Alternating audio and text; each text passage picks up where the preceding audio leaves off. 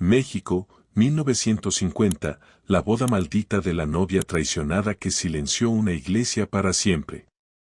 ¿De verdad una traición puede dejar un lugar apagado para siempre, o lo que mata una iglesia no es una maldición, sino el silencio de los que miran y no dicen nada? Quédate, porque no vas a escuchar solo un chisme de pueblo. Vas a ver, paso a paso, cómo una humillación pública se vuelve una marca que empieza a repetirse en otras parejas, cómo el miedo se contagia, cómo el amor se llena de sospecha, y cómo una sola decisión, dicha en voz alta frente a un altar, puede torcer décadas enteras. Si al final te quedas con una sola idea clara, será esta: hay dolores que no se curan con rezos ni con tiempo, se curan cuando alguien se atreve a mirar de frente lo que todos fingieron no ver. Y si esta historia te atrapa, suscríbete ahora y cuéntanos desde dónde la estás viendo, porque eso nos ayuda a seguir trayendo relatos largos, bien contados y sin morbo barato. La niebla se pegaba al empedrado de San Miguel de los Santos como una piel húmeda. Era septiembre de 1950 y el pueblo oaxaqueño amanecía con un cielo gris, pesado, de esos que vuelven más lento el paso de las personas y más silenciosas las conversaciones. Las campanas de la iglesia de San Francisco repicaban desde temprano con una insistencia que en otro día habría sido alegría, pero esa mañana sonaban como advertencia. Se anunciaba la boda más esperada del año. Catalina Mendoza, la única hija de don Heriberto, el terrateniente más influyente de la región, se casaría con Roberto Salazar, el abogado que había llegado de la capital 5 años atrás y que, poco a poco, se había ganado la confianza de los hombres importantes, el respeto de quienes necesitaban un favor y la simpatía de quienes solo miraban las apariencias. Desde el alba, las mujeres del mercado murmuraban en voz baja mientras acomodaban canastas de pan, chiles, fruta y hierbas frescas. No era simple emoción por una boda grande, era una tensión rara, como cuando el cuerpo siente que algo viene, pero la mente todavía no le pone nombre. Doña Remedios, la partera más vieja del pueblo, decía que había soñado con cuervos. No lo decía para asustar, lo decía con la seriedad de quien ha visto demasiadas despedidas. Las aves negras no llegan por gusto, murmuraba mientras limpiaba nopales, cuando se aparecen en sueños, es porque alguien va a llorar de verdad. En la casa de los Mendoza, la actividad era un río desbordado. En el primer patio, sirvientas cruzaban con cubetas de agua, canastas de flores, telas planchadas, cajas con velas gruesas. En la cocina, el humo del fogón mezclaba olores de canela, piloncillo y café con el de la grasa caliente donde se preparaban guisos para la recepción. Había comadres que llegaban a ayudar y en realidad venían a mirar, a comentar en susurros, a intentar adivinar si el vestido era tan caro como decían, si el pastel venía de la capital, si los Mendoza habían invitado al obispo o solo al párroco.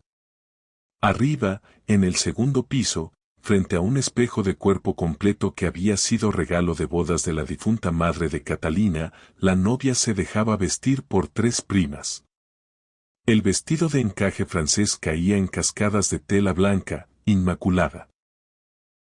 Cada puntada había costado meses de trabajo a costureras que no dormían cuando el dinero de los Mendoza estaba de por medio.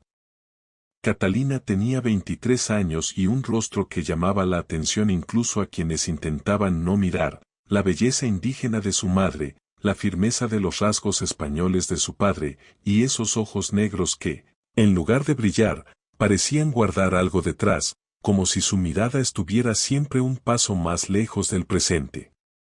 ¿Estás bien, prima?, preguntó Teresa, la mayor, acomodando el velo de tul sobre el peinado elaborado. Catalina asintió sin palabras.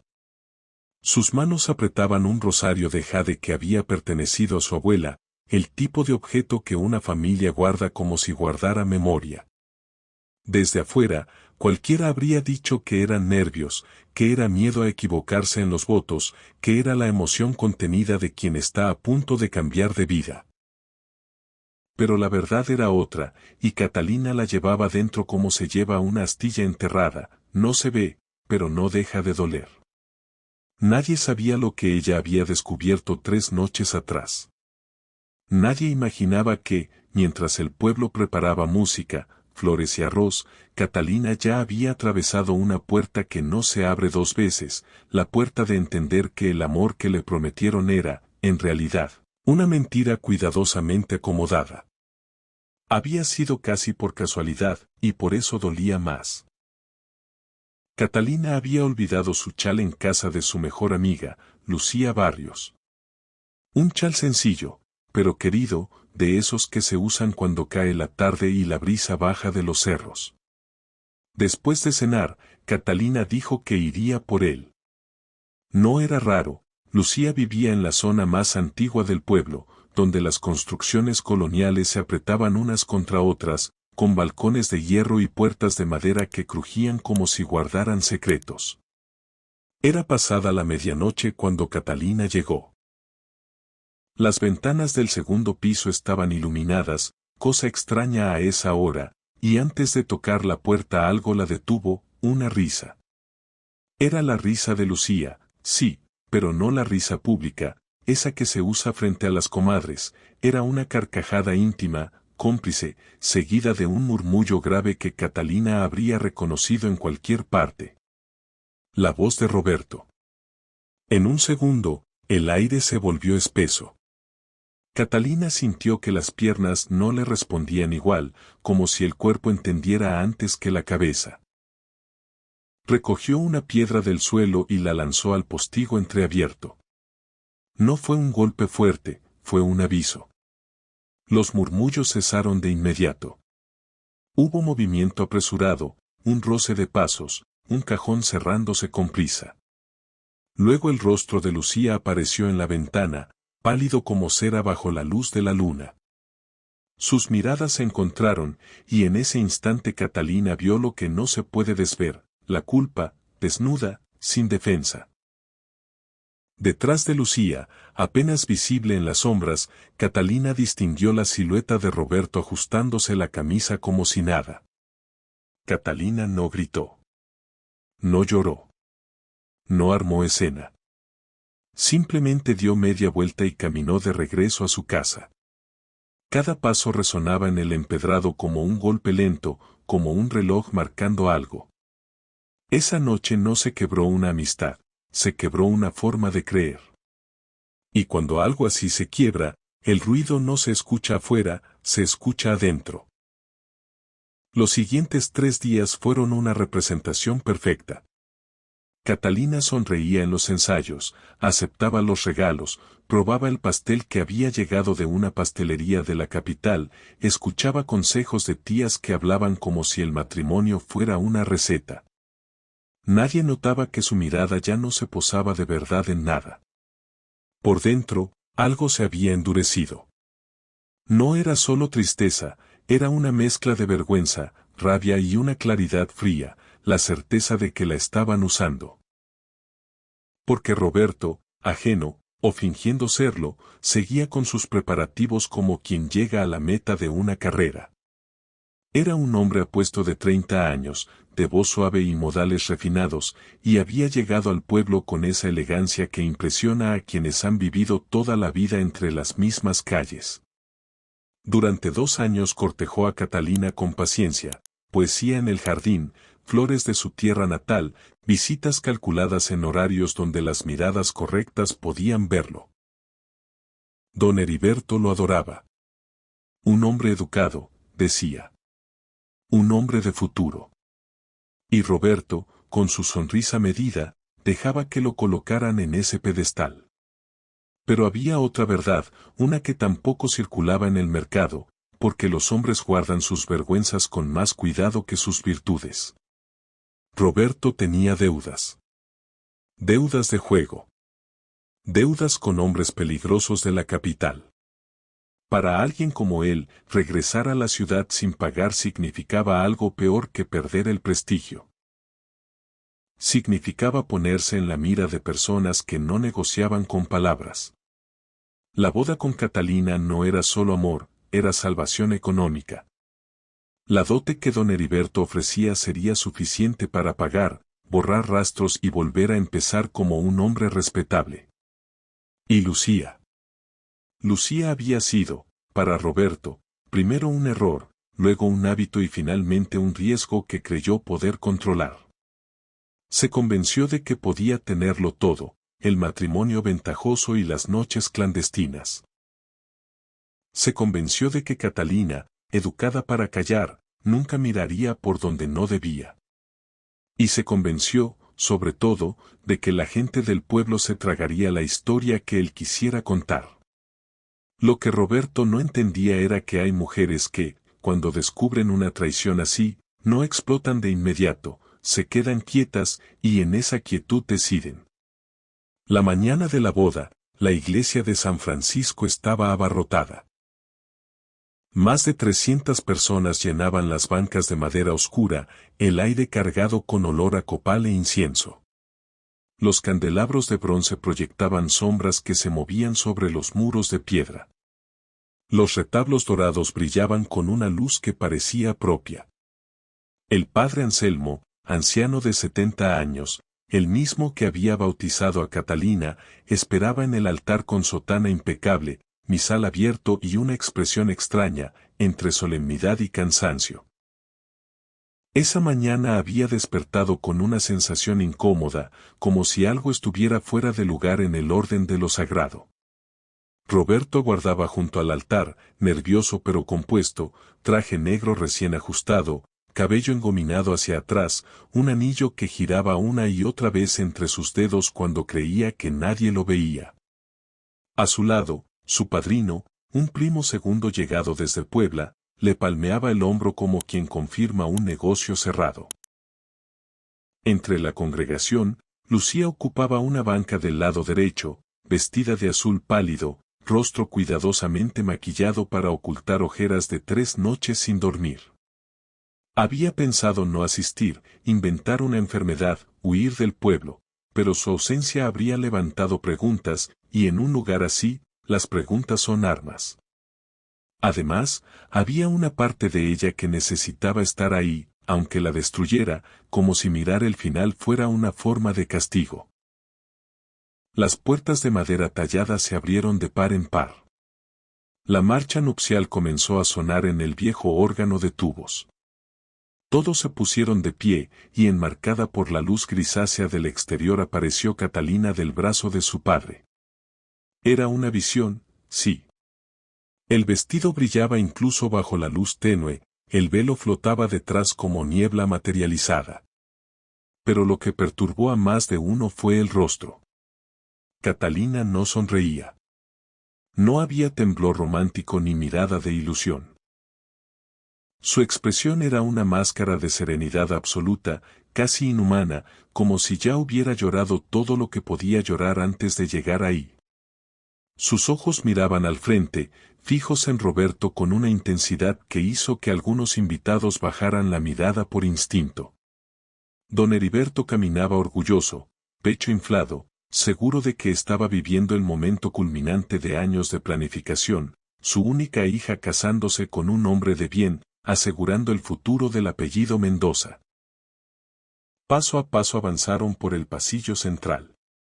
Los murmullos se acallaron. Solo se escuchaba el eco de los pasos en la piedra y el gemido del órgano. Catalina mantenía la vista al frente, pero su mano derecha, oculta entre los pliegues del vestido, apretaba algo pequeño y duro, un frasco de cristal con un líquido lechoso, conseguido 2 noches atrás de una curandera de las montañas. Para dormir animales enfermos, le había dicho la vieja a cambio de monedas de plata. Pero cuidado, señorita. Con esto se duerme todo para siempre. Catalina había guardado esa frase como se guarda un cuchillo, no para usarlo por capricho, sino por desesperación. Al llegar al altar, don Heriberto entregó la mano de su hija a Roberto. Cuando sus pieles se tocaron, Roberto sintió algo que no supo explicar, la mano de Catalina estaba helada, como si hubiera estado sumergida en agua de pozo. Él la miró, buscando sus ojos, buscando esa complicidad que se supone que existe en un sí delante de Dios. Catalina, en cambio, miraba directo al padre Anselmo. Hermanos en Cristo, comenzó el sacerdote con voz temblorosa por la edad, nos hemos reunido aquí en la presencia de Dios, las palabras del ritual llenaron la iglesia. Nadie notó cómo Catalina, con movimientos mínimos, deslizaba su mano hacia el bolsillo oculto en el vestido. Nadie vio cómo sus dedos rozaban el frasco. Nadie, excepto Lucía. Desde su banca, con los ojos húmedos, Lucía observaba cada gesto de su antigua amiga. Y cuando vio ese movimiento furtivo, un escalofrío le recorrió la espalda. No era miedo a un regaño, era el miedo viejo, instintivo, de cuando se sabe que una decisión ya fue tomada y que, aunque se grite, el mundo seguirá su curso. El padre Anselmo continuaba con solemnidad, como si cada palabra quisiera colocar orden sobre lo que en realidad ya era caos. Si alguien conoce algún impedimento para que este matrimonio no se lleve a cabo, que hable ahora o calle para siempre. El silencio que siguió fue absoluto. Tan profundo que se podía escuchar el crepitar de las velas, el aleteo nervioso de una paloma perdida entre las vigas del techo. Catalina abrió la boca. Todos esperaban el acepto tradicional. Pero lo que salió fue otra cosa. Yo conozco un impedimento, dijo con voz clara y fuerte, una voz que no tembló. La frase rebotó contra la piedra y volvió como un golpe. Un murmullo colectivo se levantó como una ola. Roberto se quedó inmóvil, desconcertado. El padre Anselmo parpadeó, confundido. Don Heriberto dio un paso adelante, el rostro enrojecido, pensando que era un error, un ataque de nervios, una broma cruel del destino. Catalina, ¿qué estás diciendo? La voz del padre tembló entre la ira y la perplejidad. Catalina se volvió hacia la congregación. La máscara serena se rompió, no con lágrimas, sino con una mirada de alguien que ya cruzó un lugar oscuro y regresó distinta.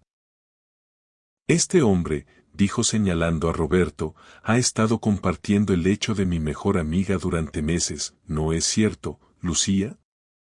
300 cabezas se giraron como una sola hacia la banca del lado derecho. Lucía se puso de pie tambaleándose, como si el piso hubiera dejado de sostenerla. El rostro se le descompuso, las lágrimas le corrieron sin control. Quiso hablar, quiso negar, quiso inventar algo, pero solo le salió un sonido ahogado, un sollozo roto. Roberto palideció hasta parecer un cadáver.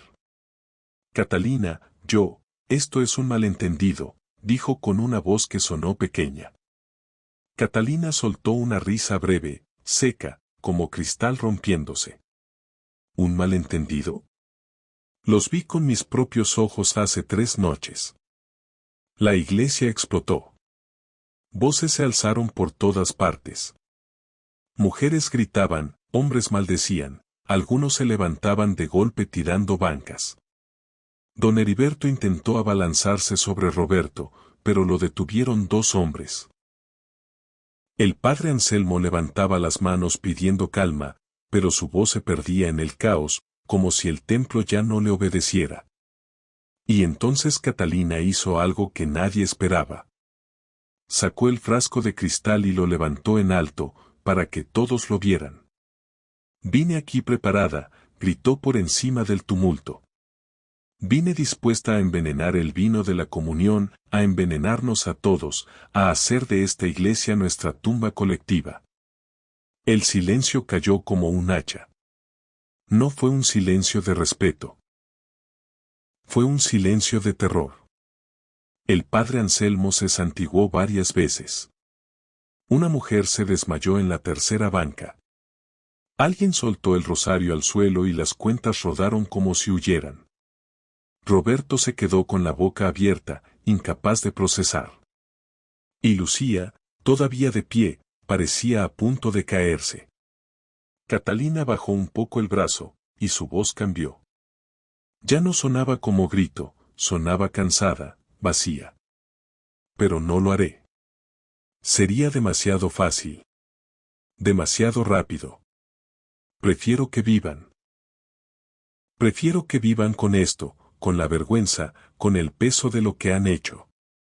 Arrojó el frasco contra el suelo. El cristal se hizo añicos.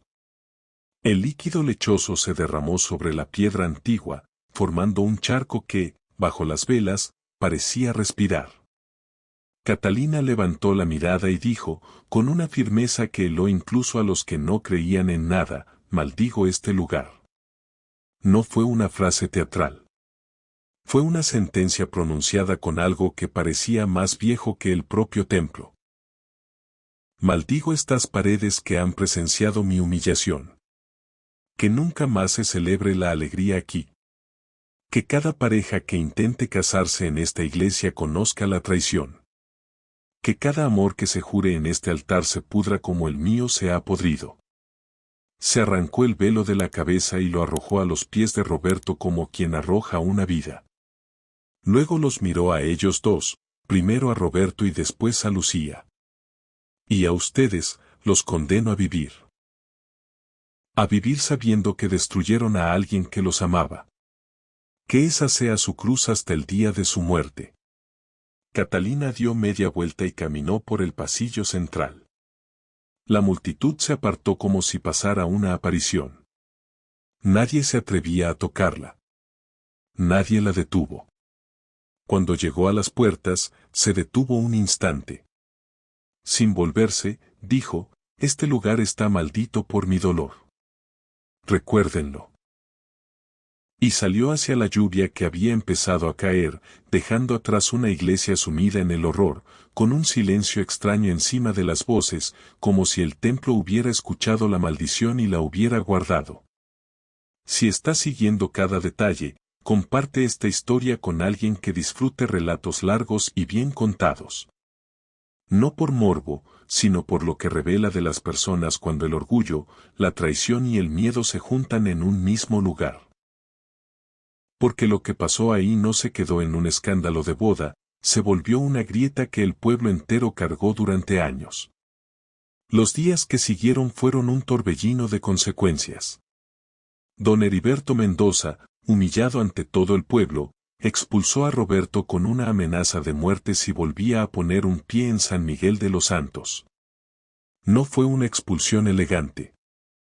Fue violencia contenida en palabras, fue la fuerza del apellido Mendoza cerrándole puertas. Roberto huyó esa misma noche hacia la capital, sin recoger pertenencias, perseguido por miradas de odio, escupitajos y el rumor de que había jugado con la hija del hombre equivocado.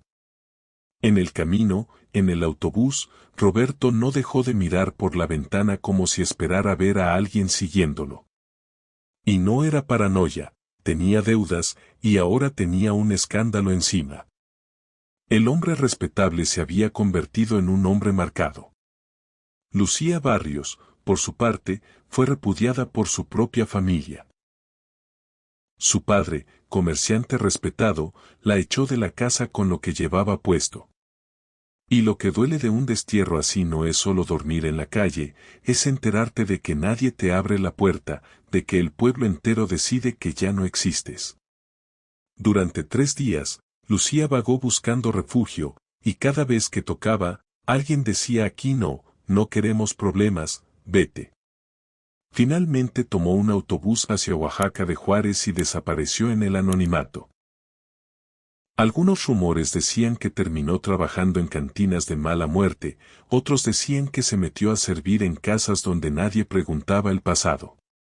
Nadie lo confirmó, porque al final la gente prefiere el rumor antes que la verdad completa. Catalina se encerró en la casa de su padre. Durante semanas no salió de su habitación. Don Heriberto ordenó que le llevaran comida y agua, pero ella apenas tocaba los platos. Adelgazó hasta parecer un fantasma. Había ganado una batalla pública, pero por dentro estaba hecha polvo. Y eso es lo que casi nadie entiende cuando ve a alguien vengarse, no siempre se siente triunfo, a veces se siente vacío, un vacío que da miedo. La iglesia de San Francisco fue cerrada por orden del padre Anselmo.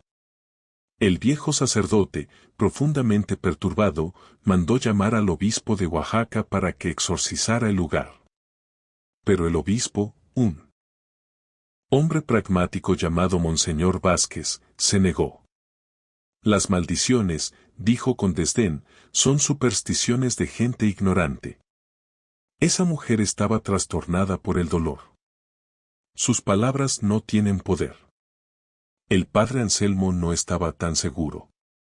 Él había visto muchas tragedias, sí, pero no había visto una mirada como la de Catalina al pronunciar esa sentencia. Había algo antiguo en ese tono, algo que no era puro berrinche. Además, la abuela de Catalina había sido curandera zapoteca, conocida por su poder con hierbas y palabras. Tal vez algo de ese mundo corría por las venas de la nieta. Pero el obispo era inflexible. La iglesia reabriría. La vida continuaría. Eso decía la autoridad. Lo que no podía controlar era lo que el pueblo sentía. Un mes después, en octubre de 1950, la iglesia de San Francisco volvió a abrir sus puertas. El padre Anselmo bendijo el edificio con agua bendita, recitó oraciones de protección, anunció una misa especial de purificación. La primera boda programada tras la reapertura fue la de Miguel Torres y Patricia Ruiz, una pareja joven que llevaba 3 años de noviazgo. Eran queridos en el pueblo. Él, carpintero hábil y trabajador, ella, maestra de primaria, de esas que se saben los nombres de los niños y también sus tristezas. Cuando se anunció su boda, los más grandes del pueblo se acercaron a advertirles. No fue amenaza, fue preocupación, no lo hagan ahí. Miguel se rió. No creo en esas cosas, decía. Una iglesia es una iglesia. Patricia tampoco era supersticiosa. Las palabras de una mujer herida no pueden cambiar el mundo, respondía, con esa lógica limpia de quien todavía no ha visto el miedo convertirse en costumbre. El último sábado de octubre llegó con un sol bonito, sin niebla ni lluvia, como si el cielo quisiera demostrar que todo estaba en calma. Los preparativos avanzaron sin contratiempos. Y justo por eso, el pueblo se inquietó más. Cuando todo sale demasiado bien, algunos sienten que la caída está cerca. 3 días antes de la ceremonia, Miguel no regresó a casa después del trabajo. No fue raro que se quedara tarde en el taller, pero esa noche pasaron horas. Patricia fue primero al taller, cerrado. Fue a la cantina, no estaba. Fue a la casa de un amigo, nadie lo había visto. La búsqueda comenzó al amanecer. Se sumó el pueblo entero. Revisaron caminos, monte, orillas del río, la entrada al bosque cercano. Nada. Miguel Torres había desaparecido como si la tierra se lo hubiera tragado. Patricia se desmoronó. No gritaba para hacer espectáculo, gritaba porque el pecho se le rompía. ¿Dónde está mi Miguel? ¿Dónde está? 2 días después, un niño que jugaba cerca del pozo viejo en las afueras escuchó gemidos. Corrió a avisar. Cuando los hombres bajaron con cuerdas, encontraron a Miguel en el fondo, con ambas piernas rotas, delirando por deshidratación. Tenía la piel pegada al hueso, los labios partidos, la mirada ida. Me empujaron, murmuraba una y otra vez. Manos frías me empujaron. Pero estaba solo. No había huellas claras alrededor del pozo. Nadie vio a nadie. Miguel sobrevivió, sí, pero sus piernas nunca sanaron bien. Quedó cojo para el resto de su vida. La boda se canceló. Y aunque Patricia juró que se casarían de todas formas en otra iglesia, cuando él se recuperara, algo se rompió entre ellos. Tal vez la confianza. Tal vez la idea de futuro. Tal vez el miedo, que cuando entra a una relación no siempre se va. Se separaron 6 meses después. Y el padre Anselmo, al escuchar la noticia, se encerró en la sacristía y lloró como un niño. Porque esa vez la duda ya no era un cuento, era una grieta. Los años pasaron, pero la historia de Catalina Mendoza no se desvaneció. Creció. Se expandió. El pueblo la repetía como se repiten las cosas que sirven para explicar lo que uno no quiere entender. San Miguel de los Santos era pequeño, y en un pueblo pequeño la memoria se vuelve una especie de archivo vivo. En las noches, después de la cena, cuando las familias se sentaban a platicar y el viento golpeaba las ventanas, invariablemente alguien terminaba diciendo, ¿te acuerdas de la boda de Catalina? La iglesia de San Francisco, hermosa con sus campanarios gemelos y retablos dorados, se volvió un lugar evitado. No porque la gente dejara de ir a misa, la fe no se apaga tan fácil. Pero las bodas son otra cosa. Son promesa pública. Y nadie quería prometer bajo un techo que ya había escuchado una maldición. Aún así, hubo valientes. O tercos. O simplemente gente que no conocía bien la historia. En 1952, los hermanos Castillo, gemelos, insistieron en hacer una ceremonia doble ahí. Se casaban con dos hermanas de un pueblo vecino. Decían que su amor era verdadero y que el amor verdadero no le teme a cuentos. El nuevo párroco, el padre Julián, un hombre joven que había reemplazado al padre Anselmo tras su muerte en 1951, aceptó por fin después de mucho pensarlo. La ceremonia transcurrió sin incidentes. Hubo anillos, bendición, fotos afuera con los campanarios. La gente suspiró aliviada, como si, por un instante, el pueblo hubiera ganado. Pero 3 meses después, ambas parejas estaban rotas. No fue una tragedia espectacular. Fue peor en otra forma. Fue un desgaste lento, absurdo, como si todo se volviera sospecha. Uno de los hermanos juraba haber descubierto cartas de su esposa a un antiguo amor, la otra pareja dejó de hablarse sin explicación, como si el silencio hubiera sido contagioso. Un día se fueron. Se mudaron a extremos opuestos del país. Nunca volvieron a verse. Y el pueblo, que no es tonto, dijo, ¿ves? En 1955, una pareja de forasteros alquiló la iglesia sin conocer la historia. Eran de Guadalajara, cultos, escépticos. Llegaron con trajes elegantes, invitados con cámaras, y esa seguridad que a veces se tiene cuando uno cree que la razón lo protege de todo. El día de la ceremonia, mientras el padre Julián leía los votos, una viga del techo se desprendió. No cayó sobre nadie, milagrosamente, pero el estruendo fue tan fuerte que varios invitados salieron corriendo convencidos de que el edificio se venía abajo.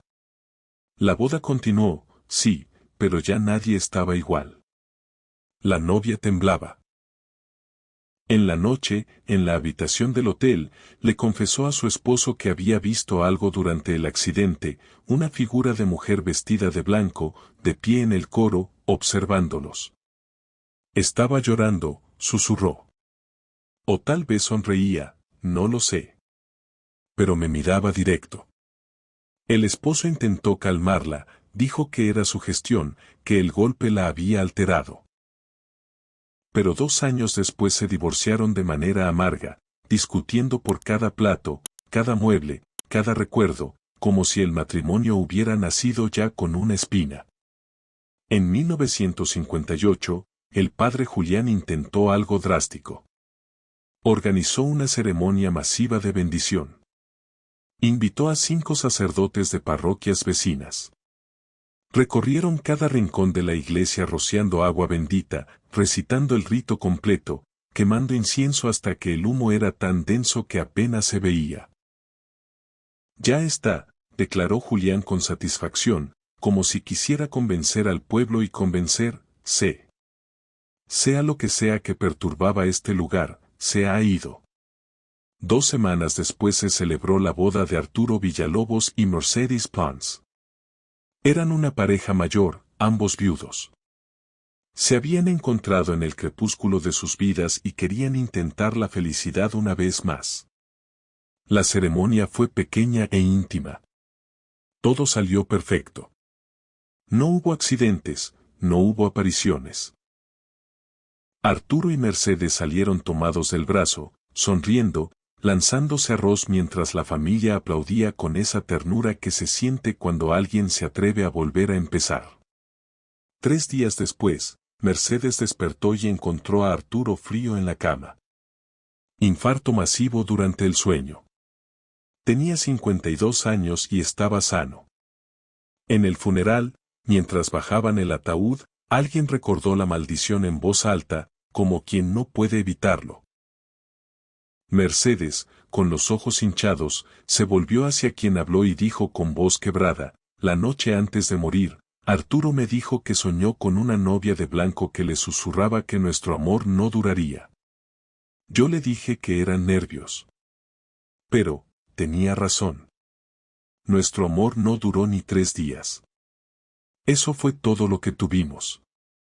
Después de eso, las bodas en la iglesia de San Francisco dejaron de programarse. Nadie quería arriesgarse.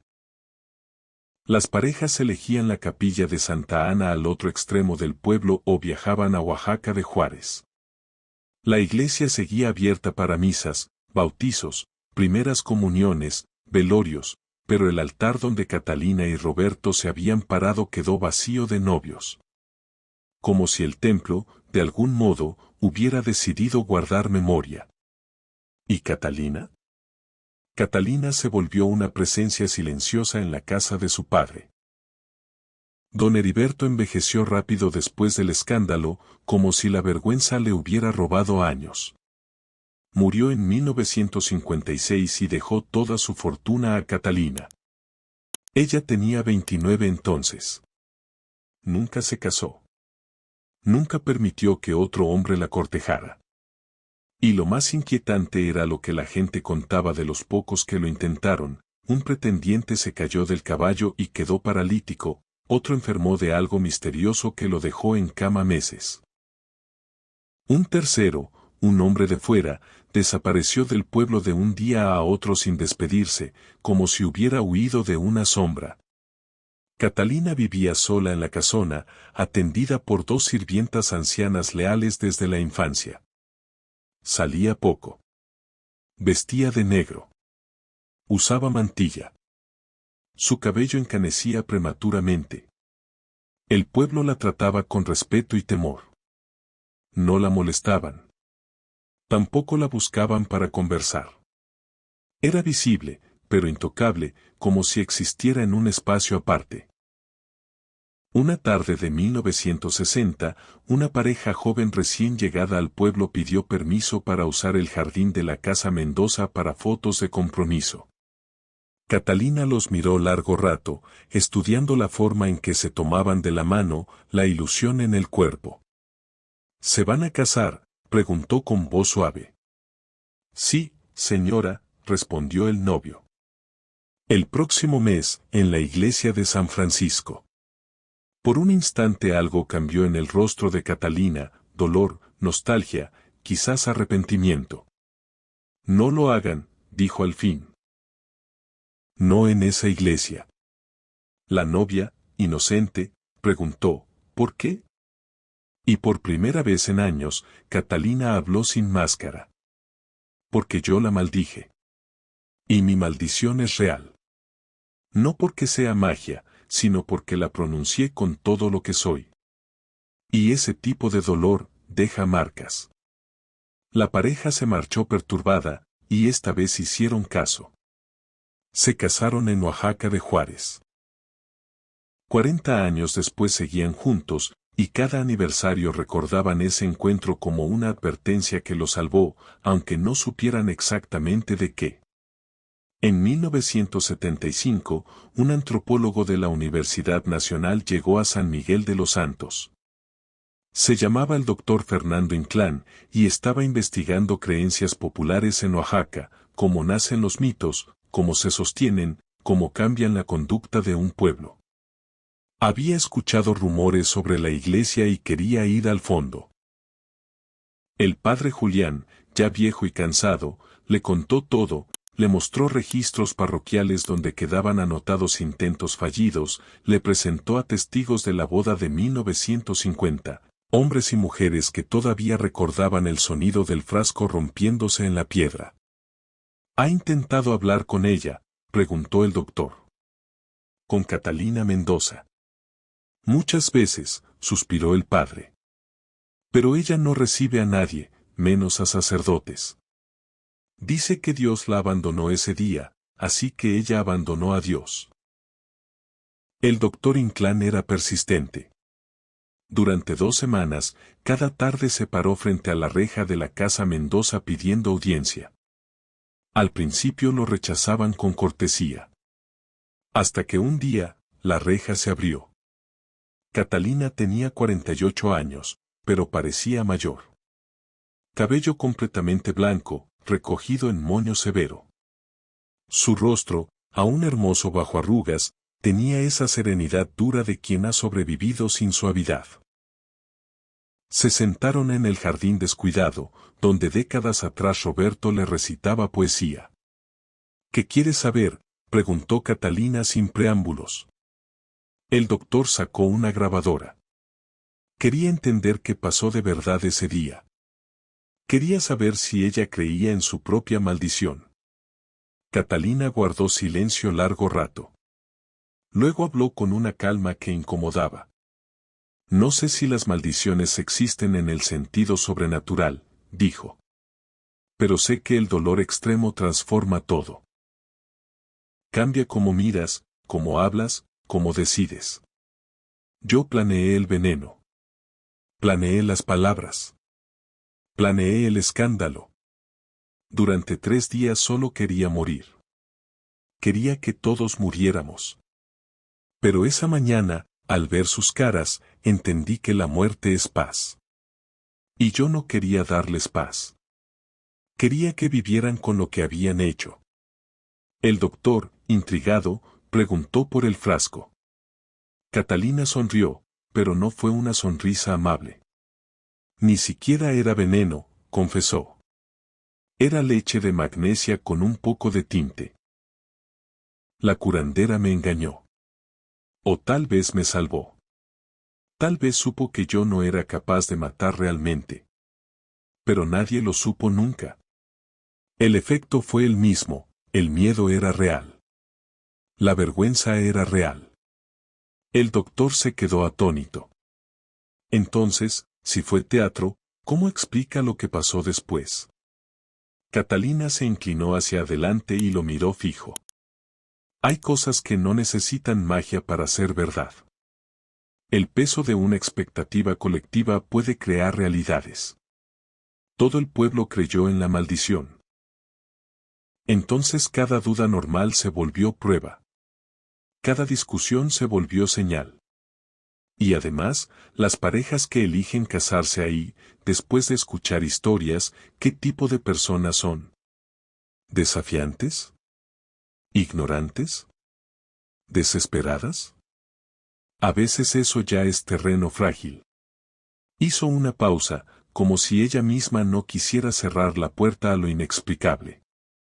O tal vez si hay algo más. Tal vez mi dolor dejó una huella. No lo sé. Y ya no me importa. El doctor le preguntó si se arrepentía. Catalina tardó en responder. Me arrepiento, pero no por lo que les hice a ellos. Me arrepiento por lo que me hice a mí. Dejé que su traición me definiera. Dejé que ese momento se volviera toda mi vida. Eso fue lo que realmente maldije, mi propio futuro. El doctor Inclán publicó su entrevista en un artículo académico que pocos leyeron, pero dejó una conclusión inquietante: las maldiciones pueden ser profecías autocumplidas amplificadas por trauma colectivo. Eso no hizo que volvieran las bodas. La creencia ya estaba incrustada. En 1982, Catalina Mendoza murió en su cama a los 55 años. Las causas se anotaron como fallo cardíaco, pero quienes la conocían decían otra cosa, que murió de tristeza acumulada, de una vida no vivida. Su funeral se realizó en la iglesia de San Francisco. Irónicamente, fue el último evento significativo que llenó la nave central de personas. El padre Julián, tan viejo que apenas se sostenía, ofició la misa. Al final se acercó al ataúd y murmuró una oración que casi nadie escuchó: Catalina, donde quiera que estés, te pido que liberes este lugar. Libéranos a todos. No hubo respuesta, solo el eco sobre piedra fría. Pero esa noche pasó algo raro. Varias personas reportaron haber visto luces en la iglesia cerrada, luces que se movían como si alguien caminara con velas. Y cuando el sacristán abrió la iglesia a la mañana siguiente, encontró algo que lo dejó sin aliento. El frasco de cristal, aquel que Catalina había arrojado décadas atrás, estaba allí otra vez, intacto, lleno de líquido lechoso, en el mismo lugar. El sacristán lo llevó al padre Julián con manos temblorosas. El anciano lo observó largo rato, en silencio, como si entendiera el peligro de hablar. Entiérralo, ordenó al fin. En tierra no consagrada, lejos de aquí. Y no lo menciones. El sacristán obedeció. Y el pueblo, como siempre, siguió viviendo con lo que no se dice. Los años 80 y 90 trajeron cambios. Carreteras mejoradas, electricidad confiable, televisión. El mundo moderno entró en San Miguel de los Santos y empezó a diluir creencias viejas. Una nueva generación creció sin haber visto a Catalina, sin haber estado en la boda de 1950. Para ellos, la historia era un cuento de abuelos para asustar niños. En 1995, el padre Julián murió a los 87 años. Lo reemplazó el padre Miguel Ángel Hernández, un sacerdote joven de 32, nacido y criado en Ciudad de México, lleno de ideas sobre renovar la iglesia. Cuando escuchó la historia de la maldición, se rió abiertamente. En su primer sermón dijo algo que encendió a medio pueblo: ese pensamiento retrógrado mantiene a nuestra gente en el miedo. No hay maldiciones. Hay fe o falta de fe. Y anunció una campaña de restauración. Repararon techo, limpiaron retablos, instalaron sonido. La iglesia quedó hermosa. Luego lanzó una propuesta provocadora: boda sin costo para la primera pareja valiente que quisiera demostrar que la superstición no tenía poder sobre el sacramento. La oferta no tuvo respuesta durante meses. Nadie quería hacer el experimento. Hasta que apareció Daniela Sánchez. Daniela tenía 23 años, era profesora de preparatoria, y estaba enamorada de Javier Ortiz, un ingeniero que trabajaba en Oaxaca de Juárez, pero había crecido en San Miguel. Llevaban 2 años juntos. Querían casarse. Cuando Daniela oyó la oferta, vio una oportunidad práctica, un presupuesto limitado, una iglesia hermosa, la posibilidad de empezar sin deudas. Javier dudó. Había escuchado historias toda la vida. Recordaba a su abuela temblar cada vez que pasaban frente a San Francisco. Tal vez deberíamos casarnos en Oaxaca, dijo. ¿De verdad crees en eso? Daniela lo miró con una mezcla de cariño y desafío. ¿Tú, con título universitario, crees en maldiciones? Javier no creía, o al menos eso se repetía. Pero había una parte de él que no era razón, era memoria. Finalmente aceptó por amor. La noticia corrió como fuego. El pueblo se dividió. Los jóvenes celebraban: por fin alguien rompería la racha. Los mayores movían la cabeza con tristeza. Doña Carmen, una anciana que había sido sirvienta de Catalina en sus últimos años, hizo un último intento por disuadirlos. Los visitó una semana antes. Llegó despacio, con un rebozo oscuro, las manos temblorosas pero la mirada firme. Niña, le dijo a Daniela, yo conocí a la señora Catalina. Estuve con ella hasta el final.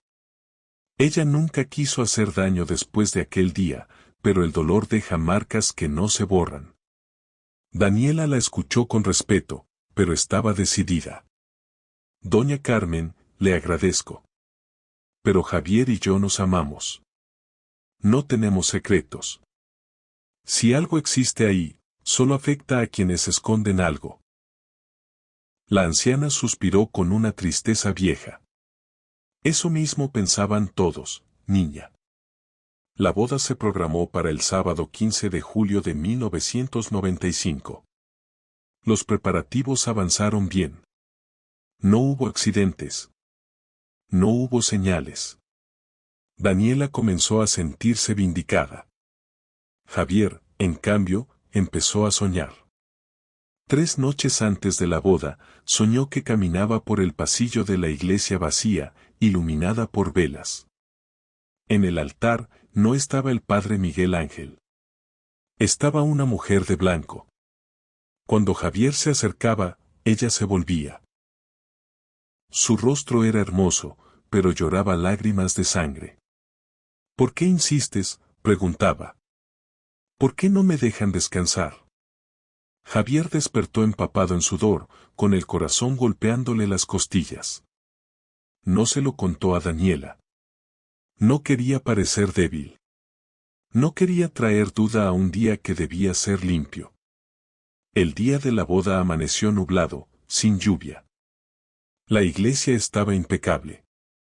El padre Miguel Ángel invitó a periodistas locales. Quería documentar la ruptura definitiva de la superstición. A las 4 de la tarde la nave estaba llena. Había más gente que de costumbre, no por cariño a la pareja, sino por curiosidad. En el fondo, doña Carmen rezaba el rosario con desesperación silenciosa, como si quisiera proteger a alguien de algo que ni siquiera sabía nombrar. Daniela llegó radiante. Vestido sencillo pero elegante, comprado en Oaxaca. Cabello suelto con flores de azahar. Javier la esperaba en el altar, nervioso pero sonriente. Cuando se vieron, él sintió por un segundo que todo estaría bien. Esa es la trampa más cruel, Jus. Antes del golpe, a veces el corazón se permite un respiro. La ceremonia comenzó. El padre Miguel Ángel habló del triunfo de la fe, del miedo, de cómo el amor verdadero disipa sombras. Sus palabras eran convincentes. Todo marchaba perfecto hasta el momento de los votos. ¿Aceptas a Javier Ortiz como tu esposo?, preguntó el sacerdote. Daniela abrió la boca para decir sí, acepto. Pero no salió nada. Intentó de nuevo. Nada. Su garganta se cerró como si una mano invisible apretara desde adentro. El pánico apareció en sus ojos. Javier dio un paso adelante. Daniela, ¿estás bien? Ella sentía desesperada, señalando su cuello, intentando respirar, pero el aire se le volvía poco. El padre Miguel Ángel se acercó preocupado. Agua. Daniela negó. Las lágrimas comenzaron a correr por sus mejillas. Y entonces, desde la parte trasera, se escuchó un grito. Una invitada había visto algo en el coro. Todas las cabezas se giraron. En el coro, apenas visible entre sombras, había una figura de blanco. No se veía sólida. Se veía como un contorno, como si el aire tuviera forma. Estaba mirando directo al altar. El pánico se desató. Algunos gritaron. Otros rezaron. Los periodistas apuntaron sus cámaras, pero al mirar por los lentes, no captaban nada. Daniela, en medio del caos, sintió que la presión en la garganta desaparecía. Cayó de rodillas tosiendo, jadeando. Javier la sostuvo. «Nos vamos», susurró, «no importa nada». Pero Daniela lo miró con ojos llenos de determinación. Se puso de pie tambaleándose. Con voz ronca, pero clara, dijo, no. No vamos a huir. El silencio empezó a caer otra vez, porque cuando alguien habla con verdad en medio del miedo, el miedo escucha. Daniela se volvió hacia el coro, hacia donde todos habían visto la presencia. Catalina Mendoza, dijo, y su voz retumbó en la piedra. Entiendo tu dolor. Entiendo tu rabia. Pero nosotros no te hicimos daño. Nuestro amor no es como el de ellos. Aquí no hay traición. Solo dos personas que se aman y quieren comprometerse ante Dios. Respiró profundo, como si cada palabra la costara. Te pido perdón por lo que te hicieron. Te pido perdón por las décadas que pasaste sola y amarga. Pero también te pido que nos dejes ir. Que dejes que este lugar vuelva a ser lo que debe ser, un espacio de amor y esperanza. El silencio fue absoluto. Nadie se atrevía a moverse. Y entonces ocurrió algo que todos recordarían de manera distinta, porque cuando algo toca lo inexplicable, cada quien lo traduce con su propia fe. Una brisa recorrió la iglesia cerrada. Las velas parpadearon. Se sintió, por un instante, como si el aire se hiciera más ligero, como si una presencia pesada se levantara del piso. Doña Carmen empezó a llorar. No lloraba de miedo, lloraba como quien ve cerrarse un círculo. Se fue, susurró. Finalmente se fue. El padre Miguel Ángel, con manos temblorosas, retomó la ceremonia. Esta vez, cuando preguntó, Daniela respondió con voz firme, sí, acepto. Y Javier, sin apartar la vista de ella, dijo, sí, acepto. Hubo anillos, beso, aplausos. Y justo cuando caminaron por el pasillo hacia la salida, un rayo de sol rompió las nubes y entró por los vitrales, pintando la nave con colores intensos, como si la iglesia hubiera respirado por primera vez en décadas. Afuera, el pueblo entero esperaba. Cuando Daniela y Javier salieron tomados de la mano y sonriendo, estalló un aplauso espontáneo, mezclado con algo que no era solo alegría, era alivio. Daniela y Javier Ortiz siguen casados hasta hoy, décadas después. Tuvieron hijos, tuvieron nietos. Su matrimonio no fue perfecto, porque ninguno lo es, pero fue sólido. Después de esa boda, otras parejas comenzaron a casarse de nuevo en San Francisco. Ya no hubo un patrón de destrucción constante. Hubo matrimonios que duraron y matrimonios que no, como en cualquier parte del mundo. El padre Miguel Ángel sirvió en el pueblo hasta su retiro, y siempre sostuvo que no había sido nada sobrenatural, ataque de pánico, decía. Presión psicológica. Pero doña Carmen, antes de morir en 2003, dejó un testimonio escrito en el archivo parroquial. Contaba cómo sintió la presencia de Catalina abandonar el lugar. Decía algo que, para quien entiende el dolor humano, suena más fuerte que cualquier explicación, que Catalina no necesitaba exorcismo, necesitaba ser vista, que lo que rompió la cadena no fue una oración perfecta, sino una compasión real, dicha en voz alta, sin miedo. En 2010 se instaló una placa discreta de bronce afuera de la iglesia. No era un monumento grande. Solo unas líneas, en memoria de Catalina Mendoza, 1927-1982. Que su dolor pasado nos recuerde ser siempre honestos en el amor. Que su liberación final nos enseñe el poder del perdón. Muchos turistas pasaban sin notarla. Los habitantes de San Miguel de los Santos la conocían. A veces, especialmente en septiembre, aparecían flores frescas junto a la placa. Nadie sabía quién las dejaba. La iglesia siguió en pie, más bella después de una restauración completa en 2018. Los domingos se llenaba de fieles. Y las bodas volvieron a ser frecuentes, alegres, con música y esperanza. La historia se seguía contando, pero ya no solo como terror. Se contaba como advertencia y como enseñanza. El sufrimiento puede distorsionar la realidad, sí, pero la compasión puede enderezarla.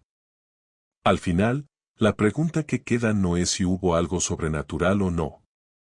La pregunta es otra, más incómoda: ¿cuántas vidas se quedan malditas no por magia, sino por una traición que nadie repara, por un dolor que nadie nombra, por un silencio que todos ayudan a sostener? Catalina, en su momento más oscuro, quiso apagarlo todo. Luego confesó que ni siquiera sabía si su frasco era veneno real. Pero el pueblo creyó. Y esa creencia pesó sobre parejas, sobre decisiones, sobre miedos, hasta que alguien, muchos años después, se atrevió a decir: te veo. Entiendo. Y aún así, déjame vivir. Esa es la parte que asusta, porque no depende de fantasmas, depende de nosotros. Si esta historia te dejó pensando, suscríbete y compártela con alguien que valore relatos que no se van por lo fácil. Y dime en los comentarios algo sencillo, pero honesto: si tú hubieras estado en esa iglesia en 1950, ¿habrías hablado, o habrías elegido callar para siempre? Y ahí es donde la historia se vuelve todavía más inquietante, porque lo que pasó en 1950 no se quedó en el grito de Catalina ni en el frasco hecho pedazos sobre la piedra. Lo que pasó fue que el pueblo, sin darse cuenta, empezó a vivir como si la maldición fuera una ley natural, como si el amor tuviera que pedir permiso para existir en ese lugar, como si cada promesa pronunciada bajo esos retablos dorados cargara un peso extra. Y aunque Daniela y Javier salieron de la iglesia en 1995 con un rayo de sol atravesando los vitrales, eso no significa que el miedo desapareciera de golpe, porque el miedo no se va con una sola tarde bonita. El miedo se va cuando la gente deja de alimentarlo. Lo que sí cambió ese día fue otra cosa: por primera vez, alguien no respondió a la historia con desafío ni con negación, sino con compasión. Daniela no llegó a probar que era más valiente, llegó a hablarle a un dolor que nadie había querido escuchar durante décadas. Y esa diferencia, aunque parezca pequeña, es enorme, porque los pueblos no se transforman con discursos, se transforman cuando alguien actúa distinto frente al mismo problema. Después de esa boda, lo primero que se sintió en San Miguel de los Santos fue una calma rara, como cuando pasa una tormenta y el aire huele distinto. No era alegría desbordada, porque nadie en un lugar así se permite cantar victoria de inmediato, era una vigilancia silenciosa, como si todos esperaran la siguiente señal. En los días posteriores, el padre Miguel Ángel recibió comentarios de todo tipo. Los jóvenes lo felicitaban y decían que por fin se había acabado el cuento. Los mayores no discutían, solo lo miraban con una mezcla de alivio y desconfianza, como si todavía tuvieran una mano en el rosario por si acaso. Algunos de los periodistas que habían ido esa tarde intentaron vender la historia como algo escandaloso, pero ni las grabaciones ni las fotografías ayudaron demasiado, porque lo que se vio, si es que se vio, no era el tipo de cosa que una cámara atrapa con facilidad. Era más bien una sensación en el cuerpo, una presión en el silencio, una mirada colectiva hacia el coro y ese segundo en el que cada persona sintió que algo que no se podía nombrar, estaba ahí.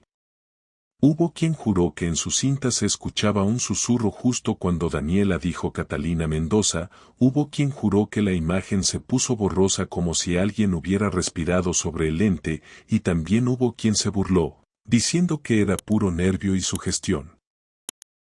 Pero lo interesante no fue si la evidencia era clara o no, lo interesante fue que, por primera vez, el pueblo discutía sin el mismo veneno, como si el tema dejara de ser un tabú y empezara a ser una herida que por fin se podía tocar sin que sangrara tanto.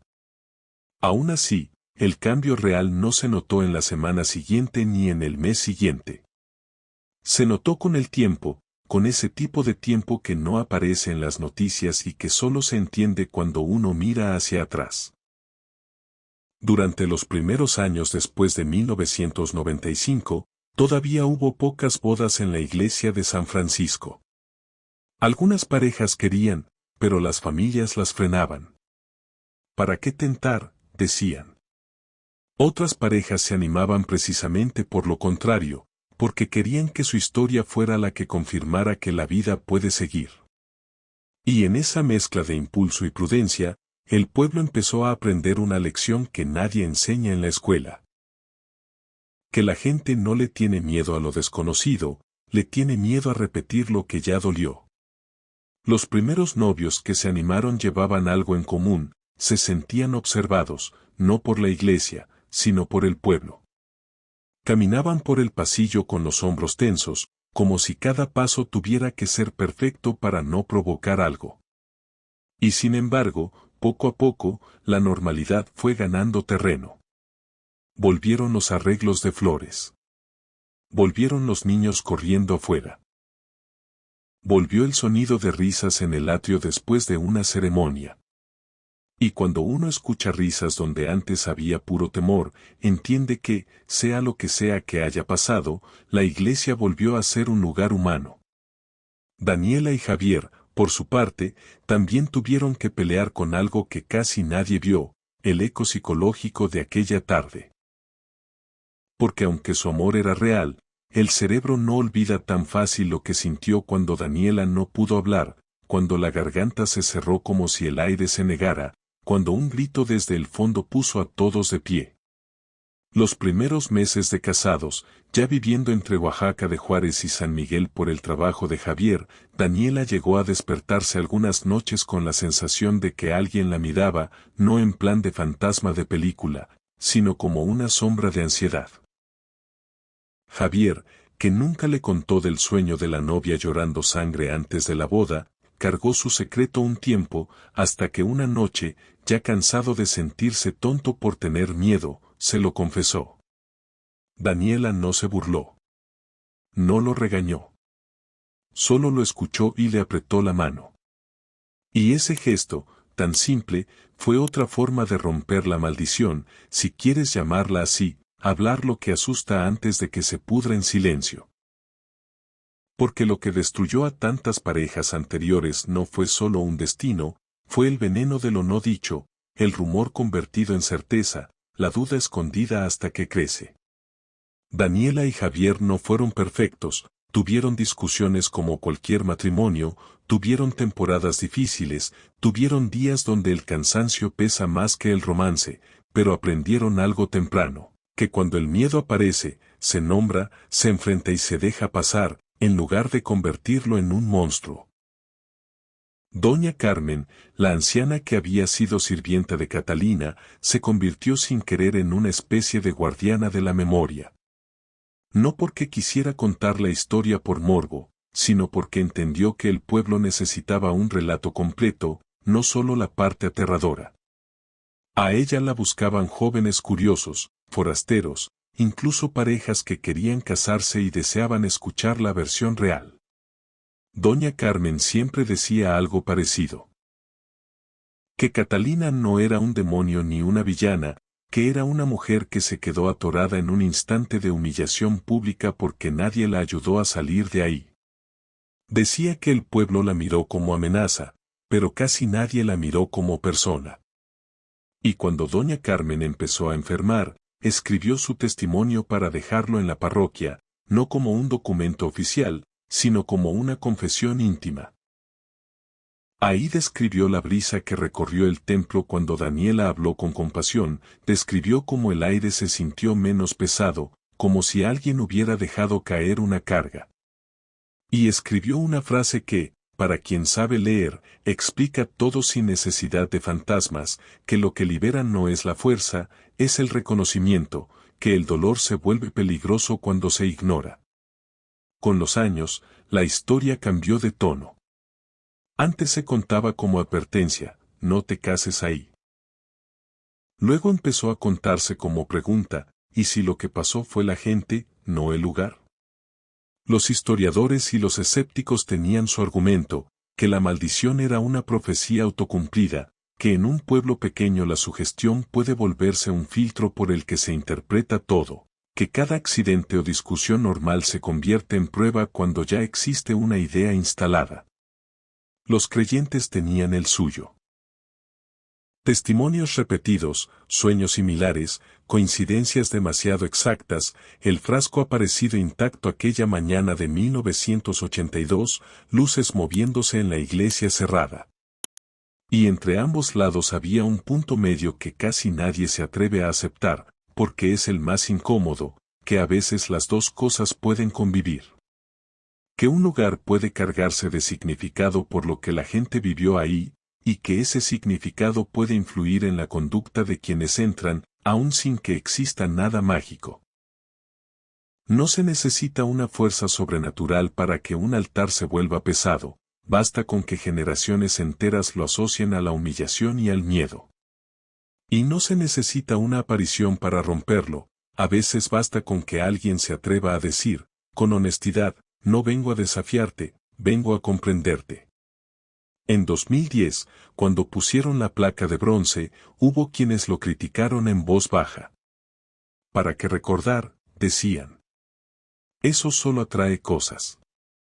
Otros pensaron lo contrario. Que recordar era precisamente lo que faltaba, pero recordar bien, sin convertir a Catalina en monstruo. Por eso la placa no decía maldición, no decía terror, no decía fantasma. Decía memoria. Decía honestidad en el amor. Decía perdón. Y aunque parezca un gesto pequeño, en un pueblo donde la vergüenza se guarda como tesoro, poner una placa es reconocer que pasó algo y que no se va a barrer bajo la alfombra. A partir de ahí, las flores que aparecían en septiembre junto a la placa se volvieron parte del paisaje emocional del lugar. Nadie sabía quién las dejaba. Algunos decían que era una mujer mayor, de luto, que llegaba cuando todavía no amanecía. Otros decían que era alguien de fuera, alguien que había vivido una traición y encontró en Catalina un espejo. Y también había quienes se reían y decían que era solo turismo. Pero el hecho era uno. Las flores aparecían, como si alguien insistiera en que ese dolor merecía respeto, no miedo. La restauración de 2018 dejó la iglesia más hermosa que en décadas. Los turistas llegaban por la arquitectura, por la fotografía, por los retablos y los campanarios. Los guías contaban la historia con cuidado, dependiendo de quién preguntara. Los más viejos del pueblo aún bajaban la voz al mencionar 1950, como si el templo pudiera escuchar. Los más jóvenes la contaban como leyenda local, pero ya sin la misma carga de amenaza.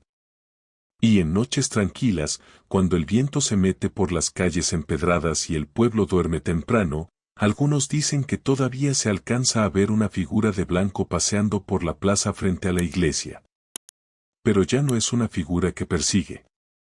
Es una figura que parece más bien recordar. Unos dicen que mira los vitrales. Otros dicen que se detiene frente a la placa. Y otros, los más prácticos, dicen que son sombras y faroles y cansancio. Sea lo que sea, el miedo ya no manda. Y eso, para un lugar como San Miguel de los Santos, es una victoria silenciosa. Si esta historia te dejó una sensación rara, compártela y suscríbete, porque aquí contamos relatos largos con respeto, sin morbo fácil, dejando que los hechos y las decisiones hablen por sí mismos. Y ahora sí, quédate con la enseñanza final, la que no se siente como frase bonita, sino como verdad dura. La traición no siempre destruye solo a una persona, a veces contamina a una comunidad entera, porque enseña a desconfiar, enseña a callar, enseña a vivir con sospecha. Catalina, en su dolor, quiso que todos cargaran la vergüenza de lo ocurrido, y durante años lo logró, quizá no por magia, sino porque el pueblo se convirtió en el eco de su herida. Pero cuando Daniela habló con compasión, ocurrió algo que no se compra ni se ordena, el dolor dejó de ser arma y se volvió memoria. Y esa es la diferencia entre una iglesia silenciada y una iglesia viva, no que no existan heridas, sino que las heridas se puedan mirar sin que gobiernen. Porque al final, la verdadera maldición no fue el frasco ni las luces ni las sombras en el coro. La verdadera maldición fue el silencio, esa costumbre de fingir que no pasa nada para que no se arme, esa cobardía colectiva de preferir el rumor antes que la verdad. Esa facilidad con la que una traición se esconde hasta que explota donde más duele. Y la verdadera liberación no fue un acto perfecto de fe, sino un acto imperfecto de humanidad, alguien que, en medio del miedo, eligió hablar sin odio. Si te quedas con algo de todo esto, que sea con eso. Que un amor no se protege con promesas bonitas, se protege con honestidad, con valentía, con la voluntad diaria de no jugar con la confianza de quien te ama. Y si quieres más historias como esta, ya sabes qué hacer, suscríbete, comenta desde donde nos ves y dime, con sinceridad, ¿qué te estremeció más? La traición de Roberto, el silencio de Lucía, o el hecho de que el pueblo entero tardó décadas en entender que a veces lo que se rompe no es una iglesia, sino la forma en la que las personas aprenden a amar.